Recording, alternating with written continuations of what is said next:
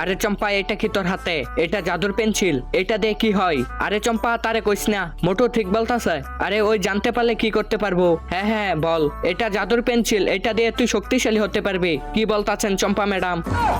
চম্পা, তুই আমাকে শক্তিশালী করে দে, আমি তোদের তিনজনকে রক্ষা করব। এই দিকে এখনই বানায়া দিতাছি। একবার শক্তিশালী হয় পরে তোদের তিনজনকে বুঝাইতাছি। হ্যাঁ আমি প্রস্তুত, এই জাদুর পেন্সিল তাকে মেয়ে বানিয়ে দে। আরে আমার এইটা কি করে দিছিস? ঠিক করছে তোর লগে, তুই আমাদের বিরক্ত করবে। তাড়াতাড়ি আমাকে ঠিক করে দে, নাইলে তোদের খবর আছে। কি করবে তুই? চমকি ম্যাডামের মেয়ে, তুই দাঁড়া, আমি আসতাছি। এরপরে এমন কিছু হয়েছিল সেটা দেখতে ভিডিওটিতে লাইক করে চ্যানেল সাবস্ক্রাইব করে দাও। করে দিয়েছ তো? এবার তোমার সুন্দর নামটি কমেন্টে লিখে যাও। কি রে, কি করস তোরা রাজুর লগে? আরে ঠিকই তো করছি, সারাদিন সবাইকে বিরক্ত করে, কিন্তু সুন্দর তো লাগতেছে। স্যার, এই তাড়াতাড়ি ঠিক কর, নাইলে আমার থেকে খারাপ আর কেউ হবে না। আচ্ছা, জাদুর পেন্সিল, এই ধনী স্যারকেও মেয়ে বানিয়ে দাও।